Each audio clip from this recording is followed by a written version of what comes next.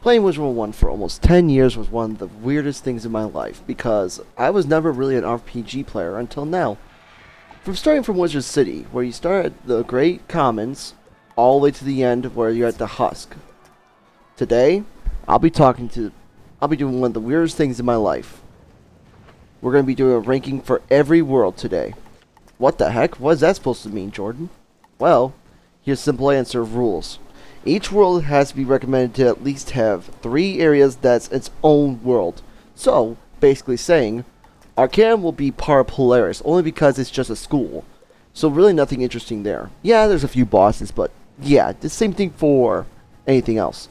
As for Wizard City, there's going to be Castle Darkmoor, Crab Alley, and Aquilas will be part of Wizard City, since to the fact that you can still teleport by Wizard City. Now, for Grizzleheim / Winter Tusk. Winter Tusk is completely different, only because Winter Tusk has 5 different areas to go to, and it's really its own world, as you complete Grizzleheim by itself. So without further ado, let's begin. Starting at number 16, it's Teka. Yeah, I mean, guys, what'd you expect? What should we start with here? Teka has always been one of my least favorite worlds. Too many quests, too many side quests, too many fails at collecting things, you know.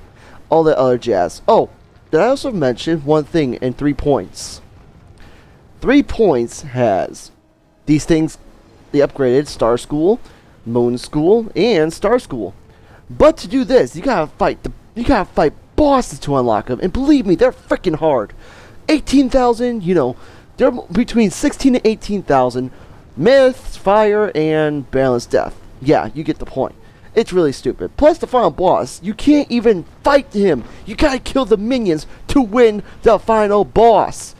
What the heck? This was rushed, it seems like. Ugh. Next up, please.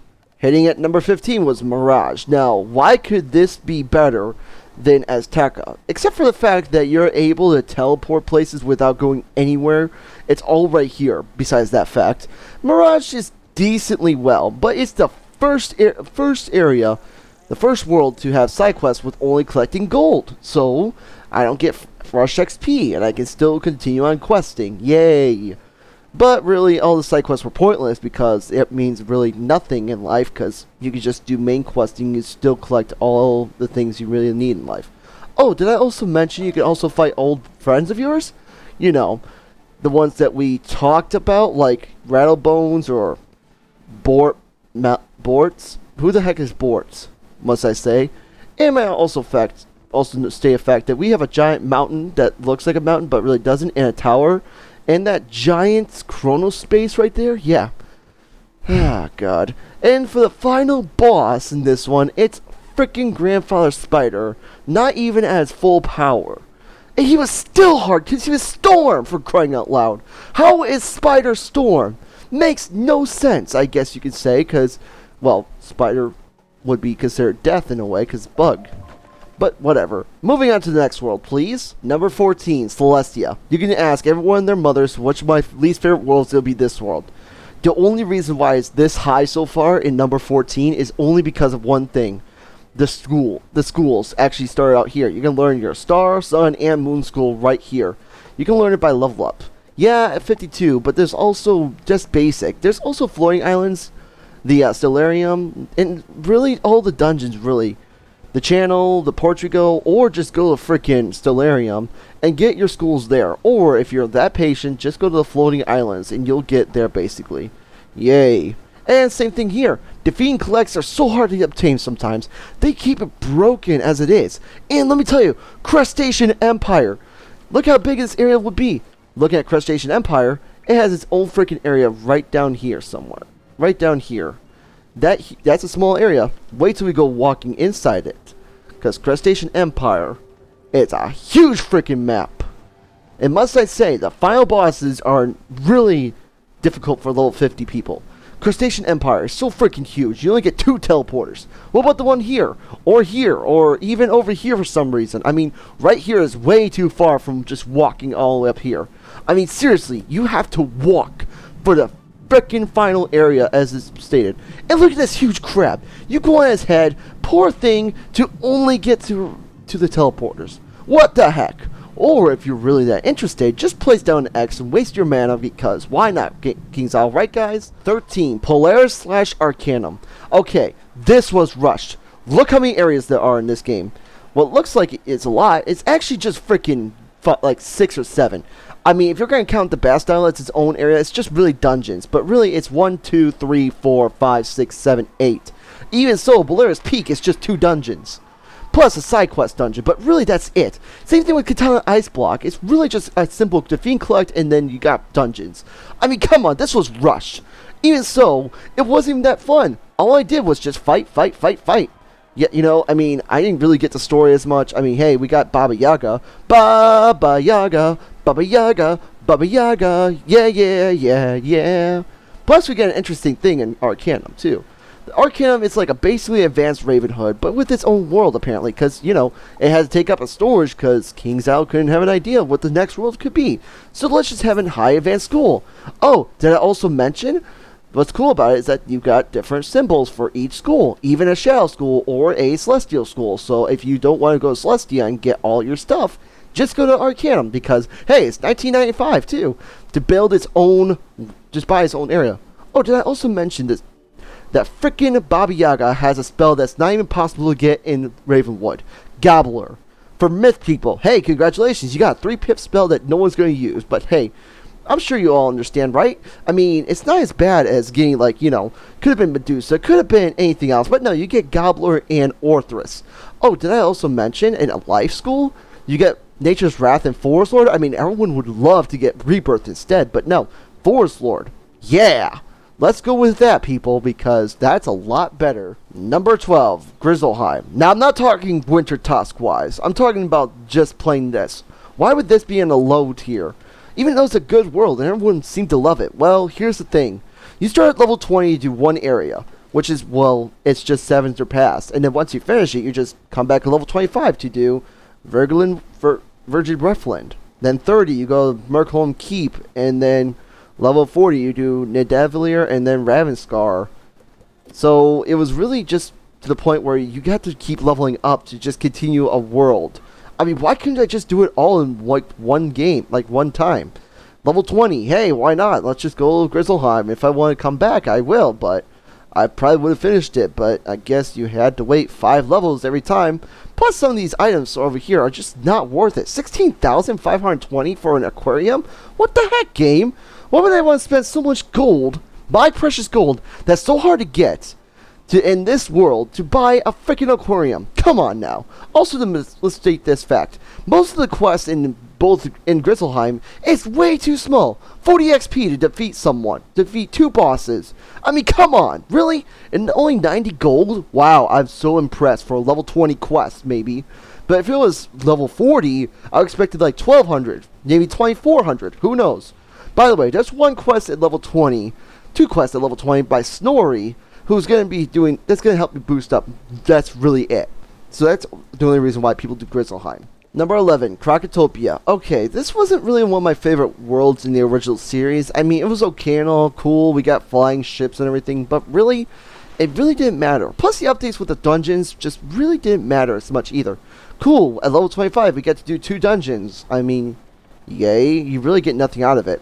Then level 60, you can go to the balance school and go do the zigzags. And yeah, the robe's okay and all, but you might as well just go do waterworks. I mean, not really worth it because you're not going to get a lot of people who's going to do zigzags. Plus, not only fact, but this is the balance school. Once again, you got to pay a lot of crowns just to get yourself the balance spell, because after you get every spell from Arthur possible, which is level 16 or 22, I can't remember actually right now, you get yourself a frickin', you gotta go now to Crocotopia to go talk to the professor there. Yay! But I don't have money for a crown, so, well, balance guys, sucks to be you. But also for the fact is that there is 3 specific areas in Crocotopia. Here we're in Crocosphinx, which is ice. Pyramid of the Sun is fire. And as for Tomb of the Storms, well, that kind of explains out itself. It's storm. So basically it's all an elemental world, really. But what about my boy Life, Death, or even Balance itself? Because balance tree's right here. Nope, we don't get balance anywhere near here, except for just right here. In a freaking balance school. But, you know, it's still pretty decent. It holds up quests well. It keeps leveling you up a lot faster than ever.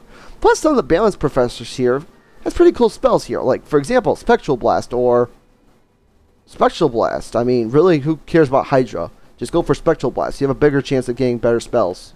Number 10, Marleybone. Now, okay, this one's a little bit one-up better than Crocotopia only because it wasn't so big of a deal. Plus, it wasn't expensive back then, but pretty sure still. It has its uprights. Yeah, you have Buckingham Palace, but really 3 dungeons for how much crowns again? Yeah.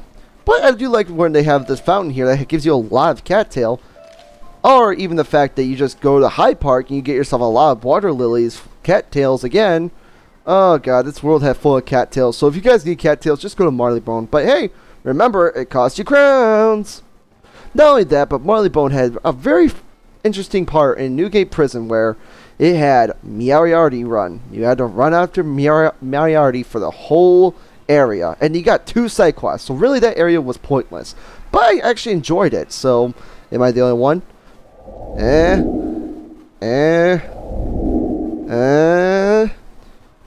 Okay, but for real though, let's talk about one real thing that caused a downfall. Here, we're in Big Ben. Left and right counterweight, just to unlock Big Ben, has been cost 1,200 each for a dungeon we swear to God will never come back to again. What was the point of that, King's Isle? 1,200 for each. Why not just 1,200 for both? And Big Ben, because for God forbid, they need more money, right? I mean, I wouldn't. I really wouldn't have if I wasn't playing 100% with both solo and duo. Just saying, people. Number 9, Wisteria. Wisteria had a really interesting fact that it was only literally 3 areas in the whole game, in this whole world. Why is it so... why is it number 9, though? Why couldn't it be like 16 or 15? Actually, no. Nothing can can be worse than Teka for sure. I'm just going to say that right now. Well, here's the fact, though. It's basically like the Arcanum, but a little bit better. Because this is a different way of teaching schools here. Plus, there is a tournament where everyone literally cheats in that tournament. I mean, yeah, I get you want to win, but really? You had to cheat to win? Plus, not only that, but it's really interesting the fact that there is a freaking Defeat and Collect quest in Tanglewood Way where all these green men will not give you the freaking thing because I've done it for almost 2 hours that one duel episode. Nothing, guys. I'm sorry. But what's pretty cool is that you get framed for stealing a trophy, but really you didn't this whole time. It was actually some possession of chest or doors, but you know what? I shouldn't even spoil this. What am I doing? But anyways, don't trust life schools here in Wisteria. That's what I'm going to say, because they are going to talk otherwise, talk other nonsense. Not only that, but in Pegasus Palace, they have a different dungeon that we all, God forbid, hate. And I'm guessing you all know what that one is. Yep, that's right, the Tower of Hell event. I mean, if anyone has played this dungeon and has actually completed it at level 60, kudos to you. You have proven yourself full strength. If you haven't used a max character, like, well, I think I have in duo. I think I did in solo and duo. I know duo I did for sure, but solo, yeah. But the fact is, Wisteria had a pretty good useful ways. I mean, Wood Goblins were not just weak at 400 or 200. They were like pretty decent of a fight. I mean, they had a lot more than ever. Plus, not only that, but you had this awesome Pegasus Garden in here. You get to see all these Pegasuses. All the way. Oh yeah, guys, by the way, if you found a Pegasus statue, collect it right now. Hey, why not? You get your own Pegasus. What can I say? Plus, you know, the caretaker does not know how to take care of his Pegasus because he likes to roam around. Good old Lappin. Jumbo, everyone. We're going to be at number 8 is Zepharia. Zepharia is a pretty decent world. Has nothing to really fear except for this one area, Zamunda, with all them darn defeat and collect quests. I literally freaking hated it. Every single moment. Greyhorn Mercury. All those longhorns. All those freaking... Yeah, you get the point. I hated defeat and collects in there. But really, the rest of the world was pretty cool, actually. If you get to realize how life is here, you learn the ways of zebras, elephants, and lions. You get to learn the ways of jumboing. But there's one crafting quest we used to deal with back then. Let me just explain this, even though it's not going to count towards it. This thing called the Spirit Collar Drum. You see how it's 1 now? It used to be 2 back then. And it took a lot more than just these. It used to be 2 to make these. Now they decreased to 1 to make a freaking conga drum. This is how many fossils you needed. So let's go by this. You really needed 4. So 12 times 4 back then was 48. I got that right? Yeah, good. Okay, 48. And then not to only that up, you needed a lot of sunstone too. So really, it was a lot to go through. And honestly, I was just so tired. You wouldn't believe it either. It was terrible back then. I mean, I'm glad they nerfed it. I'm glad, but I suffered through it as Jordan Strong Dreamer, and I hated it. Every single moment of it. Thanks, Coyote, for making me suffer, but not everyone else. Plus, no, let's not talk about that. All the other battles, except for one freaking battle we can think of, Belloc, was pretty cool.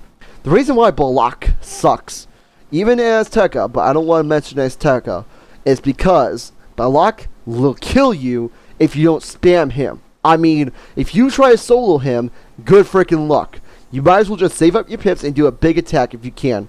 Lycian Chimera, guys, just do it. Don't ask me why. Plus, not only that, but you get to see this nice stone town with a lot of marketplaces too. And what can I say? Some of these minions are actually pretty cool looking. You know, the Berserker, the Black... Okay, you know what? I'm not even going to say it. I'm just going to pretend that never happened. The Black Tusk cultists were the toughest to deal with. I freaking hated them for the spamming of Death Ninja Pigs. Guys, back me up here. Tell me those guys were not pain in the butts back then. Number 7, Wizard City. Now, this common base area is so high up at number 7. It's because of many things. Well, for starters, let's talk about Cyclops Lane and Firecat Alley. Huh, King's Isle? Huh? Well, anyways, besides those areas had to be bought out. The rest of the area is not too shabby. You get yourself a pet pavilion, you get yourself PvP, you get yourself the ability to fish, you get the ability to plant, you get the ability to, well, craft. You really get a lot here. Wizard City is a basic area. Not only that, but you come back almost every 10 levels just to go to a different world. Like Aquila, like freaking Crab Alley, or even so Castle Darkmoor. I mean, you literally come back a lot. Like, or even so, a level 50 Bricks Breeze Tower, which is pointless at Colossus Boulevard. But, I mean, hey, you do it for 100%, guys, right? Not only that, but ever since this recent update, they had this little thing with the duel, with Penny Dreadful and everything, and some other characters, too, that you would never think.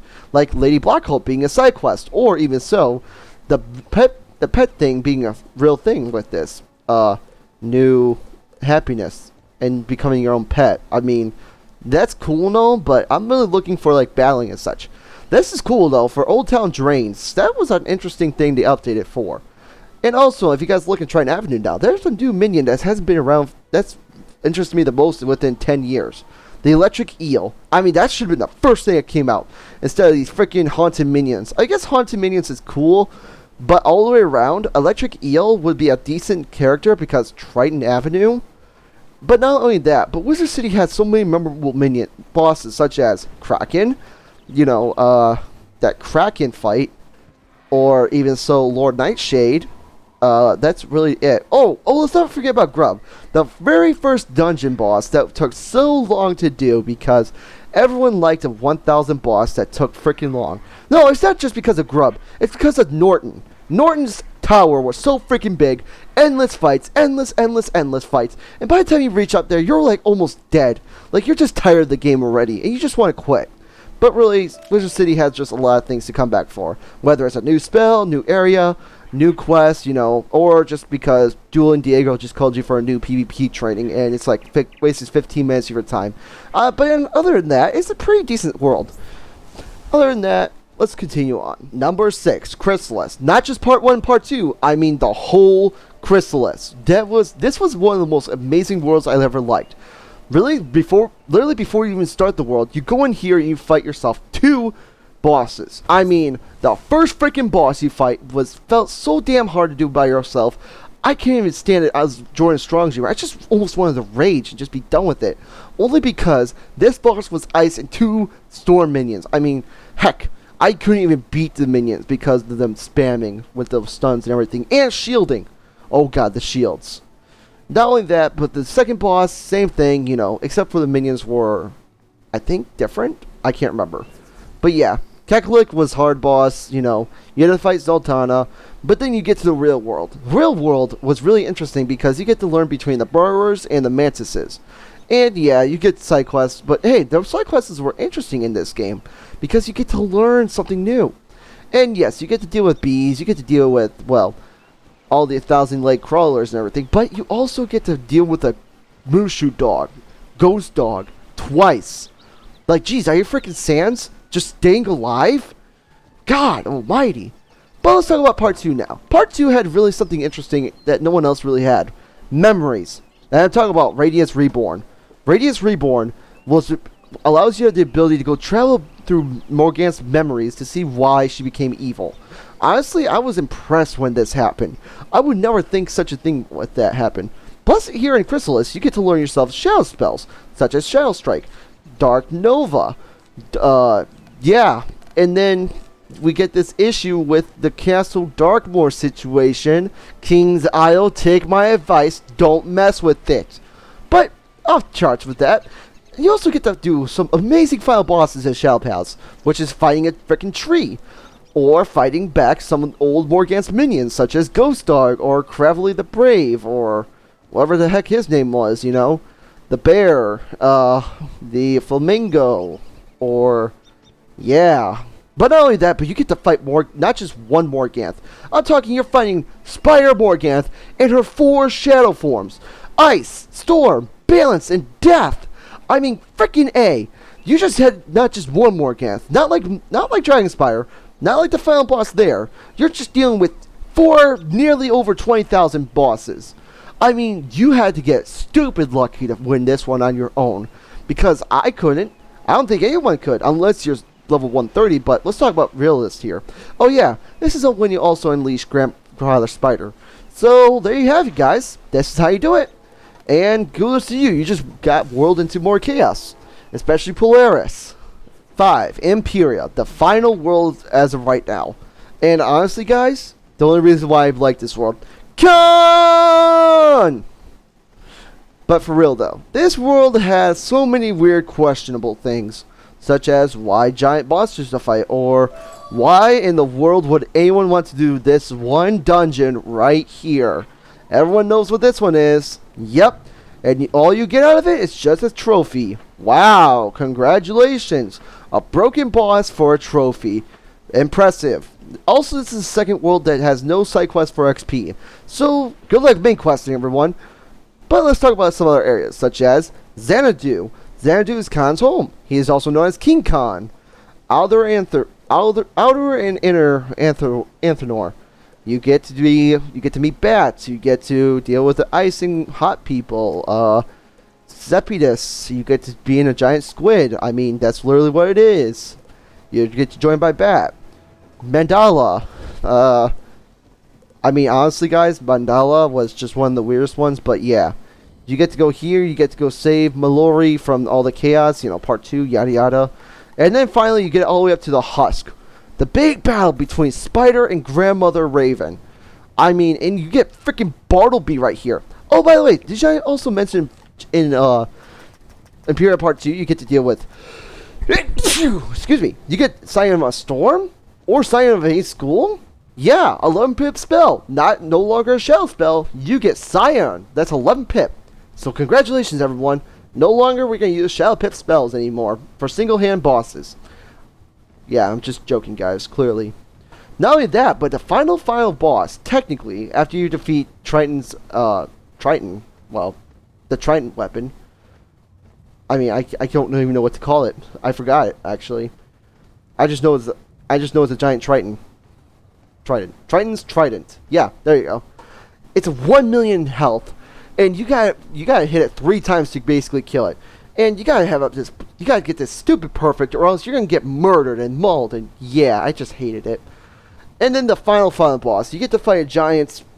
You get to fight giants, Triton, and then you get to become a god, and then you fight to the death, and you basically maul him, and then you're forced to give up that power because, yeah, the story plans that way you become a god for nothing. Nothing. Number 4, Mushu. I don't know if it's just me, or if it's just because I just like this world a lot, But I like the motions of peace, and really the areas were pretty darn decent. I mean, you didn't have to go back and forth for anything, except for like a couple of quests, but that's really it. Plus, you get a Moss Keeper story, where you gotta keep going to every single new area, you get different quests from him or his friends. Just cure them. Yay. And not only that, but you gotta heal the Emperor with every single way possible. To reveal, you get to fight all the Onis you fight for this one freaking boss. And can you guess what that is? Come on, guys. You really should know this secret, because everyone should be playing Mushu. No? You guys don't know? Well, let me guys give you the answer, because Jade Champion decides this Please can do one thing for us. You summon the Jade Oni. Yep, we can fight the Jade Oni as much as we want. Plus, not only that, but the Mushu had a specific secret key boss area where we can get ourselves Catch of the Day for Storm. Even though I don't use it, Catch of the Day is still pretty good. Removes 2 positive and basically does pretty high damage. Shell spells. Anyways, let's continue on. Number 3, Winter Tusk. Guys, literally, you all should know what this kind of mythology this is. I'm not even going to say it because, well, I know. For a fact is, I've studied this before. Anyways, Winter Tusk is basically the upgraded version of Grizzleheim.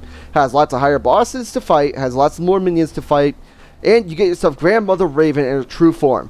I mean, who does not like that? Plus, she lives in the Tree of Life.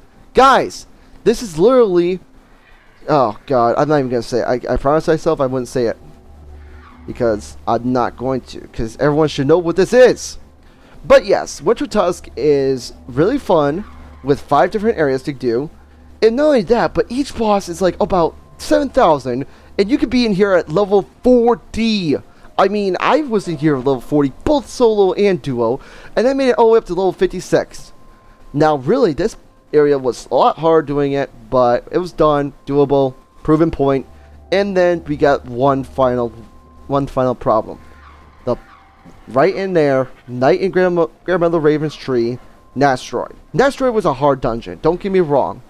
Anything can be left or right in this case. Had lots of hard bosses, but the final boss in this world was freaking Sons of Ymir. Yeah, they were all hard because they're playing tag. You gotta kill you gotta kill the boss. That was it. Yeah, yada yada yada. And one of the bosses has a -90 shield, so either steal a ward, break the shield. Yeah. Well, I do miss this one. If you guys know what kind of mythology this is, comment below because I'm not going to say it. Number 2, Dragon Spire.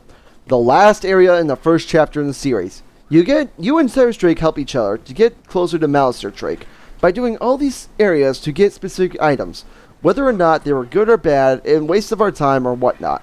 You get to travel back in time, you get to deal with Lore Mastery, even so, you get to ride on a battle Drake. I mean, what more could you ask for? An awesome final battle with Malister before this new update where everyone just uses freaking, whatever they want. I mean, critical hits. I mean, that wasn't a thing back then, guys. Critical hits were never really a thing because it was hard. Just saying. But really so, Malister was one of the greatest bosses to be memorized by. Even so, his Teka form was terrible, Castle Darkmoor is just overrated because of the gear. But really so, Malister was just really memorable in this world. Because all he did this for was for his wife. Because she died with a sickness that couldn't be cured.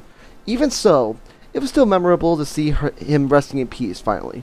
And Cyrus Drake, of course, smacking that wand like it's like trying to learn discipline. Like, look at that grouchy face. Okay, I'll go to Grouch. Heading number 1 is Avalon. Guys, this is personally my favorite world. Caliburn, yeah. Caliburn is one of my favorite areas. Yeah, clear. No. Obviously, Camelot was something I used to love to read and learn with King Arthur and everything. So this memorable world was something to enjoy. Even though the defeating collects were hard, bosses can be hard, even the past, going through the past.